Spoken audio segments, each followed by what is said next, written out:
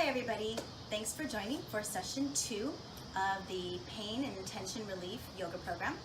And so this week I just want to do a real quick recap of what we did in session 1.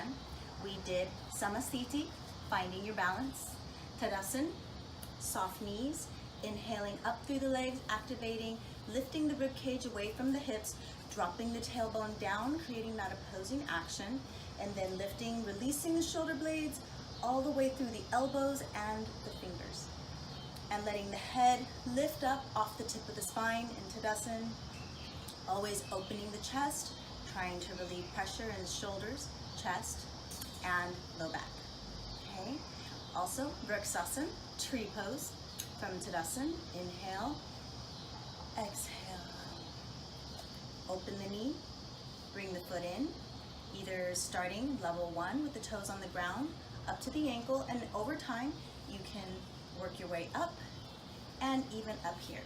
And as you're working with it, remember, trees sway in the wind, so it can be a windy day and we can be swaying around, so don't worry about it. Just try to relax into it, try to lock the heel, and always try to open this hip here, lifting off of here. So those are the 3 points. Vriksasana, opening the hip flexors, opening this joint, and relieving pressure off of the stabilizing leg at the top of the femur, lifting the rib cage all the way up through the hands. Okay? And then as you exhale, you can press out to the sides, lengthen out through the fingers, change position, always activates different muscles, then exhale down. And the next posture from session 1, recap, is Uttanasana. And that was the wide flank stretch, including a forward bend. Okay, so what we did is we took one hand behind the back, reaching in, trying to open the chest, pulling the elbows back, and lifting the chin up, dropping the weight in between the shoulders, concentrating on this part right here as you lift the chin up, not compressing the spine back, but lifting up, opening the chest, and deep inhale, exhale. And then you're going to switch hands, so pay attention to which hand you used in the beginning, and then switch, do it again. You're going to repeat that 3 to 8 times. Okay? Then the second half of Uttanasana is the forward bend, and you want to make sure that the back leg is rolled in, heel behind the toes, and as you lean forward, you're really trying to push the hips back. So from the side, you want to make sure that you're not just bending down. You don't want to just bend down. It's not about just leaning over. It's about lifting up and lengthening forward. And as you can see from this side, the body will want to help you. As I said last week, body wants to help you open up to make it easier, but that's a completely different stretch we'll do later. So heel behind the toes and roll the back leg hip down and stretch forward. And you're going to hold, not maxing out the stretch, for anywhere from 1 to 3 to 5 minutes. Remember, that's why you don't want to max out the stretch, because you want to utilize time to convince the brain to activate the parasympathetic nervous system, letting the muscles open up and recognize this lengthening action as the new normal for your body, and that's what makes change. Okay? And then you'll bend the knee and come up. The next one is Prasarit Uttanasana. So Prasarit, open, extended, Paru feet, and Uttanasana, intense extension, okay?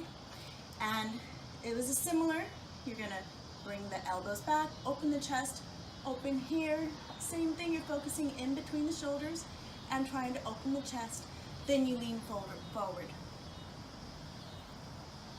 And from the side, lifting up, opening the chest, and leaning forward. And remember, you're trying to eliminate this roundness in the back by lengthening the spine.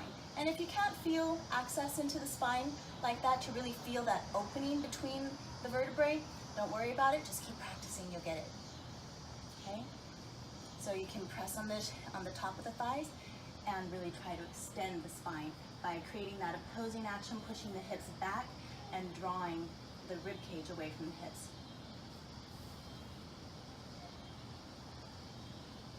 And then you're gonna relax, and this is where you get to round the back and drop the head down. And just let gravity do the work for you. Okay? You'll bend the knees and roll up. And then Bad Konasana, also known as cobbler's pose, bringing the feet in, starting out trying to sit up tall and leaning forward. Trying to still drop the tailbone deep into the ground, trying to release the pressure in the low spine, always trying to open the shoulders, bringing the chest forward, trying to bring that belly button out towards the big toe and the chest to the wall in front of you. Okay? And then after you hold that for a few moments, then you can round the back, and you're really gonna extend from the base of the spine all the way to the base of the skull by bringing your chin to your chest. Bringing the elbows out to make space. Try to drop the top of the head as close to the ground or to the big toes as you can.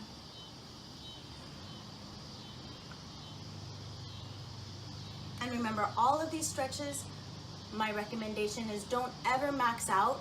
It's about the time, the length of time you spend in the posture, in the right alignment. That's what makes change. That's what's gonna relieve the tension. That's what's gonna ultimately make you feel better. And then you'll wake up one morning or you'll go to do your practice and you'll be like, wow, I can go so much farther, or I don't have this pain or tension that I used to have. And that's the goal. That's what we're looking for. All right, so let's get ready for session 2's additional postures. So we're gonna start off with Ustrasana, which is also known as camel pose. And if you start off on your knees, always keeping your knees just hip width apart. What I'm gonna do is I'm gonna put my hands with my palms just above my sacrum and my fingers pointed out. I'm gonna try to pull my elbows towards each other, and I'm gonna roll my shoulders back. And again, we're gonna lift the chin up, try to open the chest, try to drop the pressure in between the shoulders and the back, and then you're gonna push the hips forward. And what I want to really caution you guys on is this is not a back bend. Back bends, when they're done improperly, compress the low spine and they pinch the discs often. And if nothing else, they can, over time, cause degeneration of the disc because you've got so much compression. Whenever you lean backwards, even when you lean forwards where you have different mobility going forward, when you lean backwards, you want to lift and create space between those vertebrae and then use that space to lean back. But in this posture, we're just trying to access the front of the hips and open this chest and relieve the pressure in the low spine, okay? So, just pushing the hips forward, opening the chest, and trying to pull those elbows backwards. Kind of like we did in Parsvo Uttanasana with the first phase, with just the upper body. Lifting the chin, not compressing the spine and the neck, okay? And again, you're gonna hold this posture as long as you can without maxing it out. And in the beginning, you may feel like this posture makes it difficult to breathe. Try not to let that stress you, because as our chest is tightening up, as our shoulders tighten and our pecs tighten, it brings everything in. When our lungs also become accustomed to this closed space, so they're not used to having to open up as much. Our diaphragm isn't used to working in that position. So this is training in so many new areas that's just gonna even enhance your lung capacity and make you feel better in the long run. So as you're leaning back, if it is difficult to breathe, just try to breathe slow and try to keep your breath shallow and slow, and just be patient with your body. If you can even only breathe in like, and then over time, you'll increase that space. And then you'll start to be able to breathe and take deep breaths in. What this is gonna do is it's really gonna relieve the pressure in your shoulders. It's gonna help open up your chest and your lung capacity, okay? And in time, you'll be able to work your way down the legs and to your heels, and eventually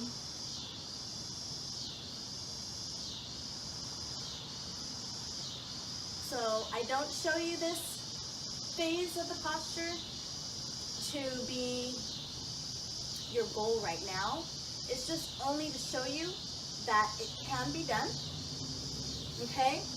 And it's something just to understand why you need to go incrementally from the posture into the full phase of the posture. Because if you just go into a back bend, I don't want you to damage your spine. That's counterproductive to what we're trying to do, right? Okay, so always lifting the spine and trying to open the chest. Push the hips forward.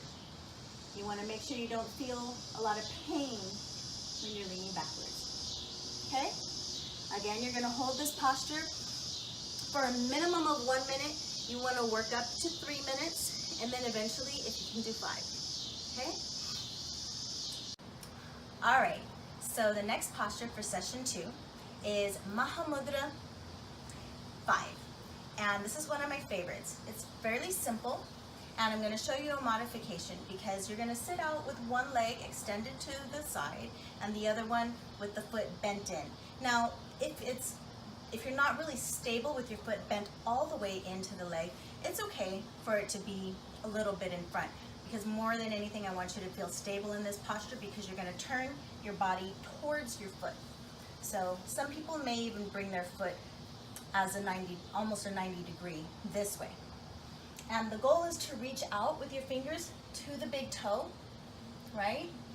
But as I'm always telling you, I want you to focus on your forward bends, always lengthening from the low spine, not rounding the low spine, okay, just to reach where you're trying to get.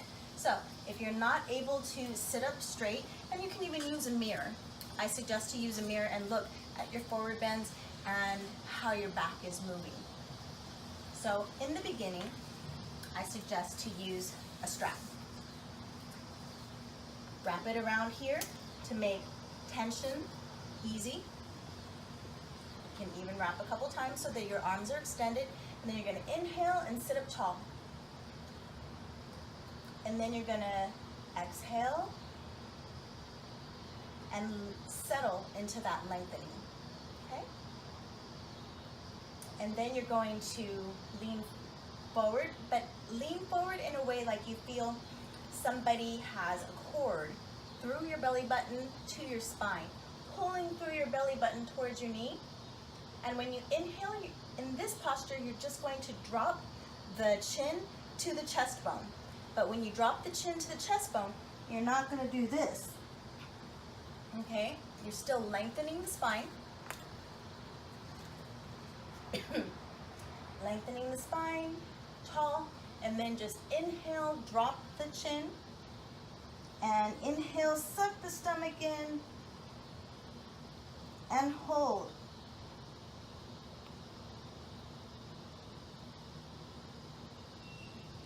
And then exhale, relax the head back to neutral, and try to lay the belly down to the thigh. Now, in the posture when you lean forward, if you're here and you feel it in the hamstring, that's perfectly fine. Remember, we're not trying to max out the stretch. We're not trying to, our goal is not how far we're able to bend forward. It's what part of our body we're able to actually reconnect our sensation, reconnect the neurons here to the neurons here, and then command the movement that we're looking for, right? Optimal command over our body mechanics, or optimal alignment and optimal efficiency. Yes? Okay. So one more time. We're going to sit up tall. Inhale. Exhale. Settle into the length. Then we're going to inhale. Drop the chin. Come forward a little bit, suck the stomach in.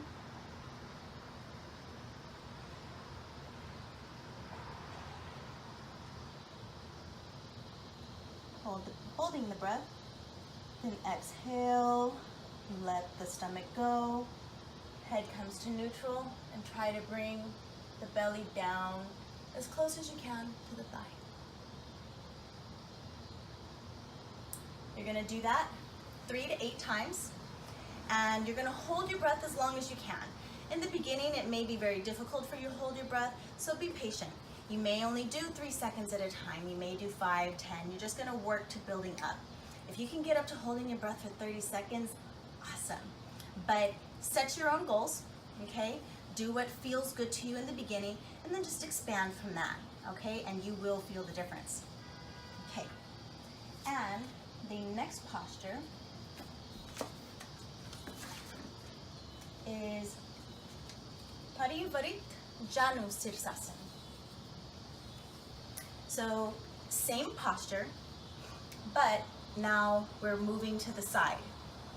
If you can sit up tall and see how my rib cage is moving side to side, this is the beginning of the motion that you need in order to get fully into this side stretch here.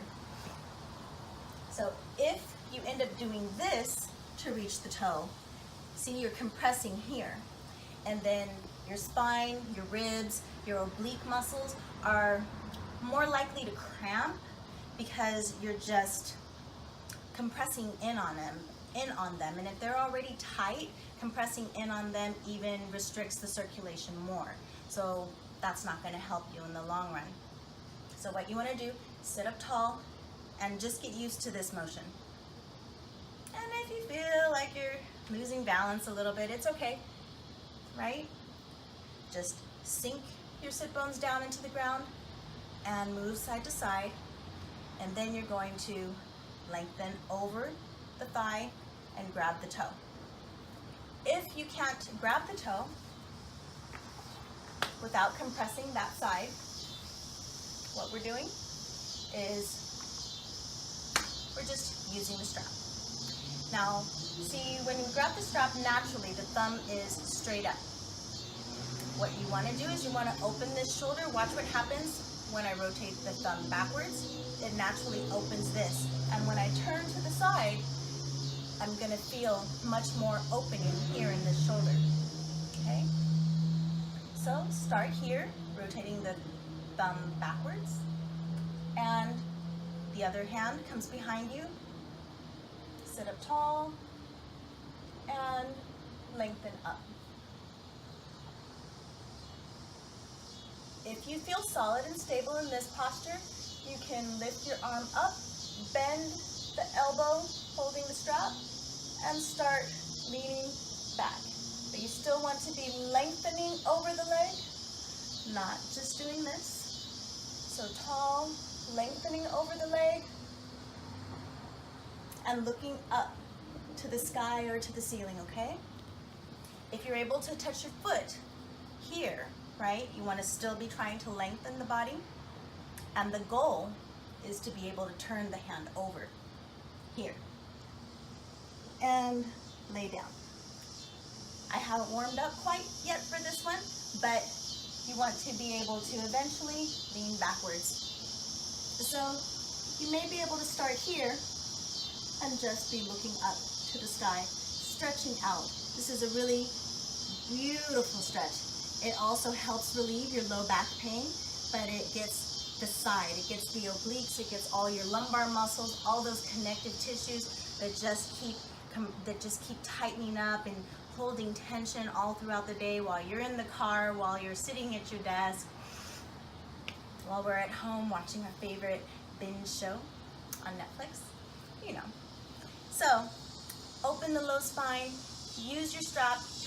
Yoga straps and blocks are our friends. So don't ever feel bad if you're not able to get all the way into the posture without a strap or without a block. They're your friends. They're going to be your best path to doing the posture the best way that your body needs at the moment. And then the day that you don't need them, cool. All right. Now, the last posture for session 2 is Paschimottanasana. It's a simple forward bend. So I'm going to turn to the side so you can see my low back. And just naturally, when you sit on the floor like this, you can see my low back. It wants to kind of roll because my back is bendy. And my upper body, I'm trying to hold it forward. And this is just very natural. But what we want to do is you want to inhale. See how this lengthens? Feels so much better. Okay? Feet come back. You want to reach forward. Grab from for the toes. And from here, if I just reach in a very relaxed state, you see my back is round. If I try to picture creating a back bend in my mind as I inhale, watch what happens. It naturally is going to help lengthen and straighten the spine in this posture. And you're really going to get that good stretch in the calves, behind the knees, all the way up through the hamstrings. If you can't reach your big toes, that's why we have our friends. Okay? You have a strap around just under the ball of the feet. Sit up straight or sit up tall. I don't like saying sit up straight because our backs aren't straight. If our backs were straight, we'd be in even more pain, right? So let's honor the natural structure of our spine and sit up tall, creating length in our spine. Healthy vertebral discs feel so much better. So sit up tall, send love to your spine, and roll. Bring the elbows in towards the ribs, roll the shoulders back, and try to picture that back bend. So you're stretching from your shoulders up through your neck and back, bringing your chest forward, bringing your belly button forward, and trying to push your butt out behind you, right?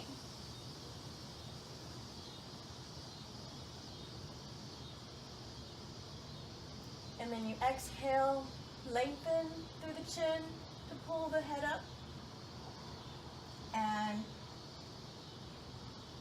relax into the length of your spine. Do that 3 to 5 times, whatever feels good to you. And then thank yourself for the time that you're investing into you to work on the connection that you have with your body, understanding what's happening inside your body, honoring your current condition, not judging it, but honoring it enough to work with it. That's important. That's so much right there. As soon as you're able to look at yourself and to honor the state that you're in right now, that gives you power that is often underestimated. And I want to help you recognize that. I hope that you're able to see that the time and the energy that you're investing into reconnecting with what's going on with you takes power back. It empowers you. You're taking the steering wheel back to work on your health so that what's going on in your body is something that you're able to work with. You're able to make change. Yes. Okay? So start with your mind, your imagination, and imagine what it would feel like to not have this tension in my shoulders, to not have that pain when your low back releases and decompresses. It's like breathing. It's like holding your breath underwater for 2 minutes and then finally coming out of the water and being like, right? It feels so good. Not that I've ever held my breath under the water for 2 minutes, so let's just say 30 seconds, okay? When you come out of the water and you're like, oxygen feels so good. Decompression feels so good. Reconnecting with my body and me to be the best me that I can be. You being the best you can be for you and those that you love. That's the best you can do. And that in itself is commendable. It's awesome. And I wish you the best. So I'm looking forward to seeing you for session 3. You guys be well. Thank you so much. I know you're doing great. Keep up your homework. And I'll see you soon. Thank you. Namaste.